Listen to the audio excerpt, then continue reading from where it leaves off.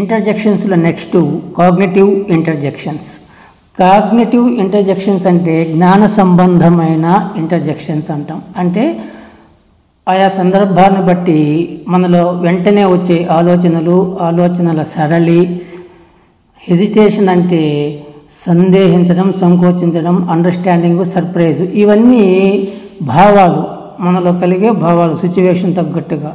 ఇట్లాంటి భావాలు వ్యక్తం చేసినప్పుడు అందుకు ఉపయోగించే పదాలను కాగ్నిటివ్ ఇంటర్జెక్షన్స్ అంటాము. ఇవి ఎలా ఉంటాయంటే well let me think about it, మంచిది, కాస్త ఆలోచించుకొనివ్వండి. ఇక్కడ మంచిది అనే పదం అప్రయత్నంగా వాడతాం. నెక్స్ట్ యుహెచ్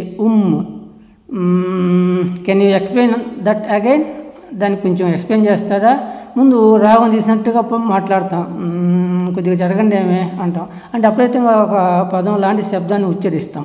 అది కాగ్నిటివ్ ఇంటర్జెక్షన్ అవుతుంది. Oh I see what you mean, మీరు ఎలాంటి వారో, మీరు ఏ విధమైన వారో నాకు తెలుసు, నేను చూస్తున్నాను, ఓ అంటాం. సడన్ రియలైజేషన్ ఆర్ అండర్స్టాండింగ్, ఇది ఎలా ఉంటుందంటే I have solve the puzzle. ఒక పని పెట్టుకున్నప్పుడు ఆ పని చేస్తున్నప్పుడు కొంచెం టెన్షన్, ఒత్తిడి ఉంటుంది.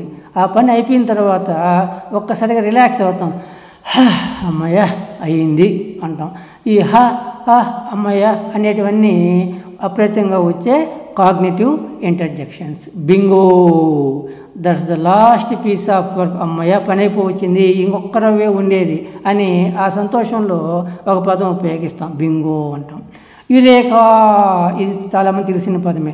I have found the solution, ఒక పని యొక్క సాల్వేషన్ తెలుసుకోవడానికి ప్రయత్నం చేస్తూ ఉంటాడు. అనేక ప్రయత్నాల తర్వాత అతనికి ఒక రిజల్ట్ వస్తుంది. ఆ సంతోషంలో నేను సాధించేశాను, యురేకా అనే పదాన్ని ఉపయోగిస్తారు. ఇవన్నీ కూడా కాగ్నిటివ్ ఇంటర్జెక్షన్స్. మైల్డ్ కన్ఫ్యూజన్, మరీ అంత ఎక్కువగా ఎమోషన్ ఉండదు, తక్కువ స్థాయిలో ఎమోషన్ ఉన్నప్పుడు ఎలాంటివి ఉపయోగిస్తామంటే ఐ డోంట్ అండర్స్టాండ్, నాకు అర్థం కాలేదు పో అంటాం. అనే పదాలను ఉపయోగిస్తూ ఉంటాం.